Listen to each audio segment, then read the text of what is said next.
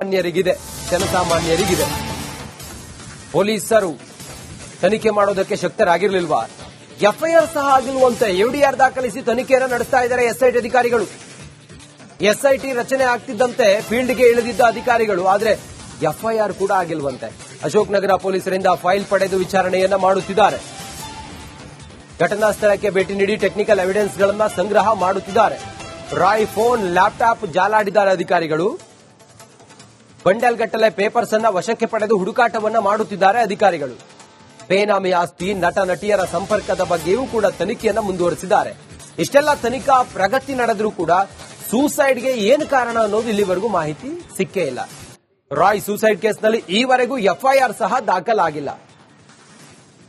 ಎಲ್ಲವೂ ಅನುಮಾನ ಮೂಡಿಸ್ತಾ ಇದೆ. ಸಿಜೆ ರಾಯ್ ಅವರ ಸೂಸೈಡ್ ಪ್ರಕರಣದಲ್ಲಿ ಇದು ಕುತೂಹಲವಾಗಿ ಉಳಿಯುತ್ತಾ ಅಥವಾ ಇದಕ್ಕೇನಾದ್ರೂ ಒಂದು ಸುಳಿವು ಸಿಗುತ್ತಾ, ಯಾಕೆ ಆತ್ಮಹತ್ಯೆ ಮಾಡಿಕೊಂಡ್ರು ಅನ್ನೋದ್ರ ಬಗ್ಗೆ? ಇದೆಲ್ಲವೂ ಕೂಡ ಸಾಮಾನ್ಯರಲ್ಲಿರುವಂತಹ ಪ್ರಶ್ನೆಗಳು.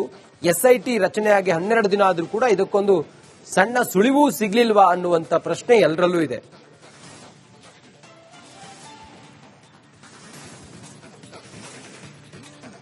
ನಮ್ಮ ಪ್ರತಿನಿಧಿ ಅಭಿಷೇಕ್ ಜಯಶಂಕರ್ ಈಗ ನೇರ ಸಂಪರ್ಕದಲ್ಲಿ ಈ ಕುರಿತು ಹೆಚ್ಚಿನ ಮಾಹಿತಿಯನ್ನು ಕೊಡ್ತಾರೆ.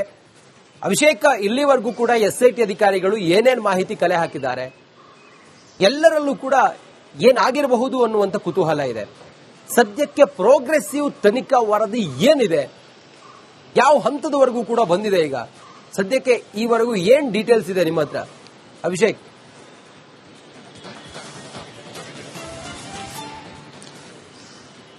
ಎಸ್, ಈಗಾಗಲೇ ಏನು ಎಫ್ಐಆರ್ ಆದಂತಹ ಸಂದರ್ಭದಲ್ಲಿ ಸಹಜವಾಗಿ ಅದು ಸ್ವಲ್ಪ ಮಟ್ಟಿಗೆ ಪೊಲೀಸರಿಗೆ ಹೆಲ್ಪ್ ಆಗ್ತಾ ಇತ್ತು. ಯಾಕಂದ್ರೆ ದೂರುದಾರ ಇರ್ತಾನೆ ಮತ್ತು ಆರೋಪಿ ಕೂಡ ಅದರಲ್ಲಿ ಮೆನ್ಷನ್ ಆಗುತ್ತೆ. ಆದ್ರೆ ಇದು ಯುಡಿಆರ್ ಆಗಿರುವಂತಹ ಕಾರಣದಿಂದಾಗಿ ಯಾರ ಮೇಲೆ ಅನುಮಾನವನ್ನು ಪಡೋದು ಅನ್ನೋದು ಕೂಡ ಪೊಲೀಸರಿಗೆ ತಲೆನೋವಾಗಿರುವಂತಹ ಒಂದು ಕೆಲಸ ಅಂತಾನೆ ಹೇಳ್ಬೋದಾಗಿದೆ.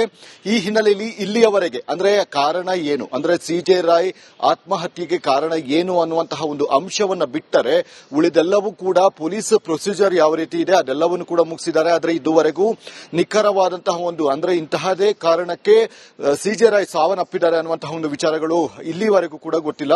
ಅದರ ಪ್ರೋಸೆಸ್ ಏನಿದೆ ಅಂದ್ರೆ ಅವರ ಕುಟುಂಬದವರನ್ನ ಎನ್ಕ್ವೈರಿ ಮಾಡುವಂಥದ್ದು, ಮತ್ತೆ ಅವರ ಆಡಳಿತ ಮಂಡಳಿ ಏನಂದ್ರೆ 8 ಉದ್ದಿಮೆಗಳೇನಿದೆ ಅಲ್ಲಿ ಹೋಗಿ ಎನ್ಕ್ವೈರಿಯನ್ನ ಮಾಡುವಂಥದ್ದು, ಸಿಡಿಆರ್ ರಿಪೋರ್ಟ್ ಆಗಿರಬಹುದು, ಟೆಕ್ನಿಕಲ್ ಎವಿಡೆನ್ಸ್ ಗಳಾಗಿರಬಹುದು, ಅವರ ಮೇಲೆ ಟೇಬಲ್ ಮೇಲಿದ್ದಂತಹ ಒಂದಷ್ಟು ಪೇಪರ್ಸ್ ಗಳನ್ನ ಅನಲೈಸ್ ಮಾಡುವಂತಹ ಒಂದು ಕೆಲಸಗಳು, ಅಂದ್ರೆ ಇದೆಲ್ಲವೂ ಕೂಡ ಮಾಡ್ತಾ ಇದ್ದಾರೆ. ಮಾಡ್ತಾ ಇಲ್ಲ ಅಂತ ಹೇಳಿ ಅಲ್ಲ, ಆದ್ರೆ ಎಕ್ಸಾಕ್ಟ್ ಆಗಿ ಏನಾಗಿದೆ ಅನ್ನುವಂತಹ ಒಂದು ವಿಚಾರಗಳು ಇಲ್ಲಿಯವರೆಗೂ ಗೊತ್ತಾಗ್ತಾ ಇಲ್ಲ. ಎಸ್ಐಟಿ ರಚನೆ ಆಗಿದೆ, ಆತ್ಮಹತ್ಯೆಗೆ ನಿಖರ ಕಾರಣ ಏನು ಅನ್ನುವಂಥದ್ದು ಅದೊಂದು ಬಿಟ್ಟು ಮಿಕ್ಕಿದೆಲ್ಲ ಪ್ರೋಸೆಸ್ಗಳು ಕೂಡ ನಡೀತಾ ಇದೆ. ಈಗ ಸದ್ಯ 12 ದಿನಗಳಾಗಿದೆ. 12 ದಿನಗಳಲ್ಲಿ ಯಾವ ಒಂದು ನಿರ್ಧಾರಕ್ಕೆ ಬರ್ತಾರೆ ಅಂದ್ರೆ ಯಾವ ಕಾರಣಕ್ಕೆ ಅನ್ನುವಂತಹ ನಿಟ್ಟಿನಲ್ಲಿ ಅವರಿಗೆ ಬೇಕಾದಂತಹ ಏನೇನು ಎವಿಡೆನ್ಸ್ ಗಳು ಸಿಕ್ಕಿದೆ ಅದೆಲ್ಲವನ್ನು ಕೂಡ ಈಗ ಸದ್ಯದ ಮಟ್ಟಿಗೆ ಸರ್ಕಾರಕ್ಕೂ ಕೂಡ ಸಬ್ಮಿಟ್ ಮಾಡಲೇಬೇಕಾಗಿದೆ. ಎಕ್ಸಾಕ್ಟ್ ಆಗಿ ಏನಾಗಿದೆ ಅನ್ನುವಂಥದ್ದು ಅಂದ್ರೆ ಇಲ್ಲಿಯವರೆಗೆ ತನಿಖಾ ಪ್ರೋಸೆಸ್ ಏನಿದೆ ಆ ಪ್ರೋಸೆಸ್ ಎಲ್ಲಿ. ಓಕೆ, ಥ್ಯಾಂಕ್ ಯು ನಿಮ್ಮೆಲ್ಲ ಮಾಹಿತಿಗಾಗಿ ಅಭಿಷೇಕ್. ಸಾಮಾನ್ಯರಿಗಿದೆ, ಜನಸಾಮಾನ್ಯರಿಗಿದೆ. ಪೊಲೀಸರು ತನಿಖೆ ಮಾಡೋದಕ್ಕೆ ಶಕ್ತರಾಗಿರಲಿಲ್ವಾ? ಎಫ್ಐಆರ್ ಸಹ ಆಗಿಲ್ವಂತೆ. ಎಫ್ಐಆರ್ ದಾಖಲಿಸಿ ತನಿಖೆಯನ್ನು ನಡೆಸ್ತಾ ಇದ್ದಾರೆ ಎಸ್ಐಟಿ ಅಧಿಕಾರಿಗಳು. ಎಸ್ಐಟಿ ರಚನೆ ಆಗ್ತಿದ್ದಂತೆ ಫೀಲ್ಡ್ಗೆ ಇಳಿದಿದ್ದ ಅಧಿಕಾರಿಗಳು, ಆದರೆ ಎಫ್ಐಆರ್ ಕೂಡ ಆಗಿಲ್ವಂತೆ. ಅಶೋಕ್ ನಗರ ಪೊಲೀಸರಿಂದ ಫೈಲ್ ಪಡೆದು ವಿಚಾರಣೆಯನ್ನ ಮಾಡುತ್ತಿದ್ದಾರೆ. ಘಟನಾ ಸ್ಥಳಕ್ಕೆ ಭೇಟಿ ನೀಡಿ ಟೆಕ್ನಿಕಲ್ ಎವಿಡೆನ್ಸ್ಗಳನ್ನ ಸಂಗ್ರಹ ಮಾಡುತ್ತಿದ್ದಾರೆ. ರಾಯ್ ಫೋನ್, ಲ್ಯಾಪ್ಟಾಪ್ ಜಾಲಾಡಿದ್ದಾರೆ ಅಧಿಕಾರಿಗಳು. ಬಂಡಲ್ ಗಟ್ಟಲೆ ಪೇಪರ್ಸ್ ಅನ್ನ ವಶಕ್ಕೆ ಪಡೆದು ಹುಡುಕಾಟವನ್ನ ಮಾಡುತ್ತಿದ್ದಾರೆ ಅಧಿಕಾರಿಗಳು. ಬೇನಾಮಿ ಆಸ್ತಿ, ನಟ ನಟಿಯರ ಸಂಪರ್ಕದ ಬಗ್ಗೆಯೂ ಕೂಡ ತನಿಖೆಯನ್ನ ಮುಂದುವರೆಸಿದ್ದಾರೆ. ಇಷ್ಟೆಲ್ಲ ತನಿಖಾ ಪ್ರಗತಿ ನಡೆದರೂ ಕೂಡ ಸೂಸೈಡ್ಗೆ ಏನು ಕಾರಣ ಅನ್ನೋದು ಇಲ್ಲಿವರೆಗೂ ಮಾಹಿತಿ ಸಿಕ್ಕೇ ಇಲ್ಲ. ರಾಯ್ ಸೂಸೈಡ್ ಕೇಸ್ನಲ್ಲಿ ಈವರೆಗೂ ಎಫ್ಐಆರ್ ಸಹ ದಾಖಲಾಗಿಲ್ಲ. ಎಲ್ಲವೂ ಅನುಮಾನ ಮೂಡಿಸ್ತಾ ಇದೆ. ಸಿಜೆ ರಾಯ್ ಅವರ ಸೂಸೈಡ್ ಪ್ರಕರಣದಲ್ಲಿ ಇದು ಕುತೂಹಲವಾಗಿ ಉಳಿಯುತ್ತಾ ಅಥವಾ ಇದಕ್ಕೇನಾದ್ರೂ ಒಂದು ಸುಳಿವು ಸಿಗುತ್ತಾ, ಯಾಕೆ ಆತ್ಮಹತ್ಯೆ ಮಾಡಿಕೊಂಡ್ರು ಅನ್ನೋದ್ರ ಬಗ್ಗೆ? ಇದೆಲ್ಲವೂ ಕೂಡ ಸಾಮಾನ್ಯರಲ್ಲಿರುವಂತಹ ಪ್ರಶ್ನೆಗಳು. ಎಸ್ಐಟಿ ರಚನೆಯಾಗಿ 12 ದಿನ ಆದ್ರೂ ಕೂಡ ಇದಕ್ಕೊಂದು ಸಣ್ಣ ಸುಳಿವು ಸಿಗ್ಲಿಲ್ವಾ ಅನ್ನುವಂತ ಪ್ರಶ್ನೆ ಎಲ್ಲರಲ್ಲೂ ಇದೆ.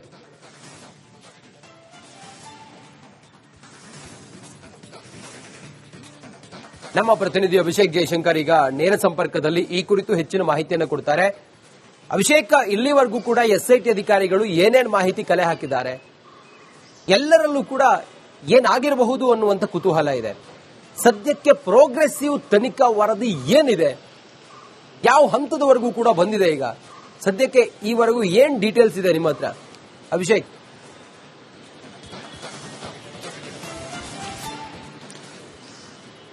ಎಸ್, ಈಗಾಗಲೇ ಏನು ಎಫ್ಐಆರ್ ಆದಂತಹ ಸಂದರ್ಭದಲ್ಲಿ ಸಹಜವಾಗಿ ಅದು ಸ್ವಲ್ಪ ಮಟ್ಟಿಗೆ ಪೊಲೀಸರಿಗೆ ಹೆಲ್ಪ್ ಆಗ್ತಾ ಇತ್ತು. ಯಾಕಂದ್ರೆ ದೂರುದಾರ ಇರ್ತಾನೆ ಮತ್ತು ಆರೋಪಿ ಕೂಡ ಅದರಲ್ಲಿ ಮೆನ್ಷನ್ ಆಗುತ್ತೆ. ಆದ್ರೆ ಇದು ಯುಡಿಆರ್ ಆಗಿರುವಂತಹ ಕಾರಣದಿಂದಾಗಿ ಯಾರ ಮೇಲೆ ಅನುಮಾನವನ್ನ ಪಡೋದು ಅನ್ನೋದು ಕೂಡ ಪೊಲೀಸರಿಗೆ ತಲೆನೋವಾಗಿರುವಂತಹ ಒಂದು ಕೆಲಸ ಅಂತಾನೆ ಹೇಳ್ಬೋದಾಗಿದೆ.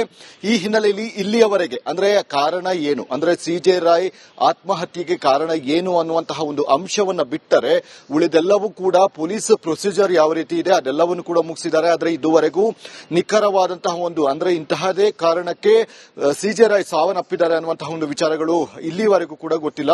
ಅದರ ಪ್ರೋಸೆಸ್ ಏನಿದೆ ಅಂದ್ರೆ ಅವರ ಕುಟುಂಬದವರನ್ನ ಎನ್ಕ್ವೈರಿ ಮಾಡುವಂತದ್ದು ಮತ್ತೆ ಅವರ ಆಡಳಿತ ಮಂಡಳಿ ಏನಂದ್ರೆ 8 ಉದ್ದಿಮೆಗಳೇನಿದೆ ಅಲ್ಲಿ ಹೋಗಿ ಎನ್ಕ್ವೈರಿಯನ್ನ ಮಾಡುವಂತದ್ದು, ಸಿಡಿಆರ್ ರಿಪೋರ್ಟ್ ಆಗಿರಬಹುದು, ಟೆಕ್ನಿಕಲ್ ಎವಿಡೆನ್ಸ್ ಗಳಾಗಿರಬಹುದು, ಅವರ ಮೇಲೆ ಟೇಬಲ್ ಮೇಲಿದ್ದಂತಹ ಒಂದಷ್ಟು ಪೇಪರ್ಸ್ ಗಳನ್ನ ಅನಲೈಸ್ ಮಾಡುವಂತಹ ಒಂದು ಕೆಲಸಗಳು ಅಂದ್ರೆ ಇದೆಲ್ಲವೂ ಕೂಡ ಮಾಡ್ತಾ ಇದ್ದಾರೆ. ಮಾಡ್ತಾ ಇಲ್ಲ ಅಂತ ಹೇಳಿ ಅಲ್ಲ, ಆದ್ರೆ ಎಕ್ಸಾಕ್ಟ್ ಆಗಿ ಏನಾಗಿದೆ ಅನ್ನುವಂತಹ ಒಂದು ವಿಚಾರಗಳು ಇಲ್ಲಿಯವರೆಗೂ ಗೊತ್ತಾಗ್ತಾ ಇಲ್ಲ. ಎಸ್ಐಟಿ ರಚನೆ ಆಗಿದೆ, ಆತ್ಮಹತ್ಯೆಗೆ ನಿಖರ ಕಾರಣ ಏನು ಅನ್ನುವಂಥದ್ದು ಅದೊಂದು ಬಿಟ್ಟು ಮಿಕ್ಕಿದೆಲ್ಲ ಪ್ರೋಸೆಸ್ಗಳು ಕೂಡ ನಡೀತಾ ಇದೆ. ಈಗ ಸದ್ಯ 12 ದಿನಗಳಾಗಿದೆ. 12 ದಿನಗಳಲ್ಲಿ ಯಾವ ಒಂದು ನಿರ್ಧಾರಕ್ಕೆ ಬರ್ತಾರೆ ಅಂದ್ರೆ ಯಾವ ಕಾರಣಕ್ಕೆ ಅನ್ನುವಂತಹ ನಿಟ್ಟಿನಲ್ಲಿ ಅವರಿಗೆ ಬೇಕಾದಂತಹ ಏನೇನು ಎವಿಡೆನ್ಸ್ ಸಿಕ್ಕಿದೆ ಅದೆಲ್ಲವನ್ನು ಕೂಡ ಈಗ ಸದ್ಯದ ಮಟ್ಟಿಗೆ ಸರ್ಕಾರಕ್ಕೂ ಕೂಡ ಸಬ್ಮಿಟ್ ಮಾಡಲೇಬೇಕಾಗಿದೆ. ಎಕ್ಸಾಕ್ಟ್ ಆಗಿ ಏನಾಗಿದೆ ಅನ್ನುವಂಥದ್ದು ಅಂದ್ರೆ ಇಲ್ಲಿಯವರೆಗೆ ತನಿಖಾ ಪ್ರೋಸೆಸ್ ಏನಿದೆ ಆ ಪ್ರೋಸೆಸ್ ಎಲ್ಲಿ.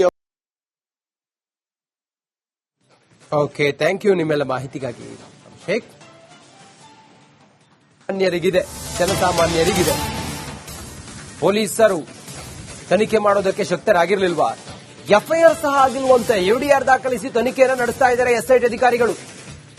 ಎಸ್ಐಟಿ ರಚನೆ ಆಗ್ತಿದ್ದಂತೆ ಫೀಲ್ಡ್ಗೆ ಇಳಿದಿದ್ದ ಅಧಿಕಾರಿಗಳು, ಆದ್ರೆ ಎಫ್ಐಆರ್ ಕೂಡ ಆಗಿಲ್ವಂತೆ. ಅಶೋಕ್ ನಗರ ಪೊಲೀಸರಿಂದ ಫೈಲ್ ಪಡೆದು ವಿಚಾರಣೆಯನ್ನ ಮಾಡುತ್ತಿದ್ದಾರೆ. ಘಟನಾ ಸ್ಥಳಕ್ಕೆ ಭೇಟಿ ನೀಡಿ ಟೆಕ್ನಿಕಲ್ ಎವಿಡೆನ್ಸ್ಗಳನ್ನ ಸಂಗ್ರಹ ಮಾಡುತ್ತಿದ್ದಾರೆ. ರಾಯ್ ಫೋನ್, ಲ್ಯಾಪ್ಟಾಪ್ ಜಾಲಾಡಿದ್ದಾರೆ ಅಧಿಕಾರಿಗಳು. ಬಂಡಲ್ಗಟ್ಟಲೆ ಪೇಪರ್ಸ್ ಅನ್ನ ವಶಕ್ಕೆ ಪಡೆದು ಹುಡುಕಾಟವನ್ನ ಮಾಡುತ್ತಿದ್ದಾರೆ ಅಧಿಕಾರಿಗಳು. ಬೇನಾಮಿ ಆಸ್ತಿ, ನಟ ನಟಿಯರ ಸಂಪರ್ಕದ ಬಗ್ಗೆಯೂ ಕೂಡ ತನಿಖೆಯನ್ನ ಮುಂದುವರೆಸಿದ್ದಾರೆ. ಇಷ್ಟೆಲ್ಲ ತನಿಖಾ ಪ್ರಗತಿ ನಡೆದರೂ ಕೂಡ ಸೂಸೈಡ್ಗೆ ಏನು ಕಾರಣ ಅನ್ನೋದು ಇಲ್ಲಿವರೆಗೂ ಮಾಹಿತಿ ಸಿಕ್ಕೇ ಇಲ್ಲ. ರಾಯ್ ಸೂಸೈಡ್ ಕೇಸ್ನಲ್ಲಿ ಈವರೆಗೂ ಎಫ್ಐಆರ್ ಸಹ ದಾಖಲಾಗಿಲ್ಲ.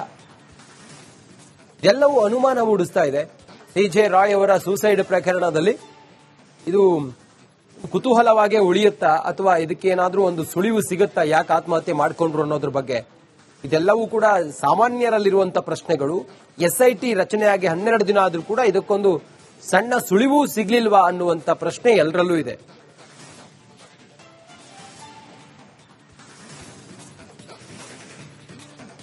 ನಮ್ಮ ಪ್ರತಿನಿಧಿ ಅಭಿಷೇಕ್ ಜಯಶಂಕರ್ ಈಗ ನೇರ ಸಂಪರ್ಕದಲ್ಲಿ ಈ ಕುರಿತು ಹೆಚ್ಚಿನ ಮಾಹಿತಿಯನ್ನು ಕೊಡ್ತಾರೆ. ಅಭಿಷೇಕ್, ಇಲ್ಲಿವರೆಗೂ ಕೂಡ ಎಸ್ಐಟಿ ಅಧಿಕಾರಿಗಳು ಏನೇನು ಮಾಹಿತಿ ಕಲೆ ಹಾಕಿದ್ದಾರೆ, ಎಲ್ಲರಲ್ಲೂ ಕೂಡ ಏನಾಗಿರಬಹುದು ಅನ್ನುವಂಥ ಕುತೂಹಲ ಇದೆ. ಸದ್ಯಕ್ಕೆ ಪ್ರೋಗ್ರೆಸಿವ್ ತನಿಖಾ ವರದಿ ಏನಿದೆ, ಯಾವ ಹಂತದವರೆಗೂ ಕೂಡ ಬಂದಿದೆ ಈಗ ಸದ್ಯಕ್ಕೆ ಈವರೆಗೂ ಏನ್ ಡೀಟೇಲ್ಸ್ ಇದೆ ನಿಮ್ಮ ಹತ್ರ ಅಭಿಷೇಕ್?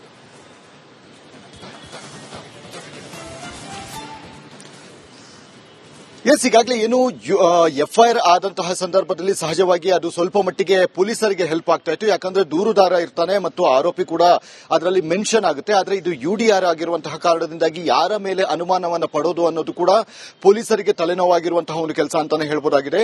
ಈ ಹಿನ್ನೆಲೆಯಲ್ಲಿ ಇಲ್ಲಿಯವರೆಗೆ ಅಂದ್ರೆ ಕಾರಣ ಏನು, ಅಂದ್ರೆ ಸಿಜೆ ರಾಯ್ ಆತ್ಮಹತ್ಯೆಗೆ ಕಾರಣ ಏನು ಅನ್ನುವಂತಹ ಒಂದು ಅಂಶವನ್ನ ಬಿಟ್ಟರೆ ಉಳಿದೆಲ್ಲವೂ ಕೂಡ ಪೊಲೀಸ್ ಪ್ರೊಸೀಜರ್ ಯಾವ ರೀತಿ ಇದೆ ಅದೆಲ್ಲವನ್ನು ಕೂಡ ಮುಗಿಸಿದ್ದಾರೆ. ಆದ್ರೆ ಇದುವರೆಗೂ ನಿಖರವಾದಂತಹ ಒಂದು ಅಂದ್ರೆ ಇಂತಹದೇ ಕಾರಣಕ್ಕೆ ಸಿಜೆ ರಾಯ್ ಸಾವನ್ನಪ್ಪಿದ್ದಾರೆ ಅನ್ನುವಂತಹ ಒಂದು ವಿಚಾರಗಳು ಇಲ್ಲಿವರೆಗೂ ಕೂಡ ಗೊತ್ತಿಲ್ಲ. ಅದರ ಪ್ರೋಸೆಸ್ ಏನಿದೆ ಅಂದ್ರೆ ಅವರ ಕುಟುಂಬದವರನ್ನ ಎನ್ಕ್ವೈರಿ ಮಾಡುವಂತದ್ದು ಮತ್ತೆ ಅವರ ಆಡಳಿತ ಮಂಡಳಿ ಏನಂದ್ರೆ 8 ಉದ್ದಿಮೆಗಳೇನಿದೆ ಅಲ್ಲಿ ಹೋಗಿ ಎನ್ಕ್ವೈರಿಯನ್ನ ಮಾಡುವಂತದ್ದು, ಸಿಡಿಆರ್ ರಿಪೋರ್ಟ್ ಆಗಿರಬಹುದು, ಟೆಕ್ನಿಕಲ್ ಎವಿಡೆನ್ಸ್ ಗಳಾಗಿರಬಹುದು, ಅವರ ಮೇಲೆ ಟೇಬಲ್ ಮೇಲಿದ್ದಂತಹ ಒಂದಷ್ಟು ಪೇಪರ್ಸ್ ಗಳನ್ನ ಅನಲೈಸ್ ಮಾಡುವಂತಹ ಒಂದು ಕೆಲಸಗಳು ಅಂದ್ರೆ ಇದೆಲ್ಲವೂ ಕೂಡ ಮಾಡ್ತಾ ಇದ್ದಾರೆ. ಮಾಡ್ತಾ ಇಲ್ಲ ಅಂತ ಹೇಳಿ ಅಲ್ಲ, ಆದ್ರೆ ಎಕ್ಸಾಕ್ಟ್ ಆಗಿ ಏನಾಗಿದೆ ಅನ್ನುವಂತಹ ಒಂದು ವಿಚಾರಗಳು ಇಲ್ಲಿಯವರೆಗೂ ಗೊತ್ತಾಗ್ತಾ ಇಲ್ಲ. ಎಸ್ಐಟಿ ರಚನೆ ಆಗಿದೆ, ಆತ್ಮಹತ್ಯೆಗೆ ನಿಖರ ಕಾರಣ ಏನು ಅನ್ನುವಂಥದ್ದು ಅದೊಂದು ಬಿಟ್ಟು ಮಿಕ್ಕಿದೆಲ್ಲ ಪ್ರೋಸೆಸ್ಗಳು ಕೂಡ ನಡೀತಾ ಇದೆ. ಈಗ ಸದ್ಯ 12 ದಿನಗಳಾಗಿದೆ. 12 ಒಂದೆರಡು ದಿನಗಳಲ್ಲಿ ಯಾವ ಒಂದು ನಿರ್ಧಾರಕ್ಕೆ ಬರ್ತಾರೆ, ಅಂದ್ರೆ ಯಾವ ಕಾರಣಕ್ಕೆ ಅನ್ನುವಂತಹ ನಿಟ್ಟಿನಲ್ಲಿ ಅವರಿಗೆ ಬೇಕಾದಂತಹ ಏನೇನು ಎವಿಡೆನ್ಸ್ಗಳು ಸಿಕ್ಕಿದೆ ಅದೆಲ್ಲವನ್ನು ಕೂಡ ಈಗ ಸದ್ಯದ ಮಟ್ಟಿಗೆ ಸರ್ಕಾರಕ್ಕೂ ಕೂಡ ಸಬ್ಮಿಟ್ ಮಾಡಲೇಬೇಕಾಗಿದೆ. ಎಕ್ಸಾಕ್ಟ್ ಆಗಿ ಏನಾಗಿದೆ ಅನ್ನುವಂಥದ್ದು, ಅಂದ್ರೆ ಇಲ್ಲಿಯವರೆಗೆ ತನಿಖಾ ಪ್ರೋಸೆಸ್ ಏನಿದೆ ಆ ಪ್ರೋಸೆಸ್ ಎಲ್ಲಿ. ಓಕೆ, ಥ್ಯಾಂಕ್ ಯು ನಿಮ್ಮೆಲ್ಲ ಮಾಹಿತಿಗಾಗಿ ಅಭಿಷೇಕ್.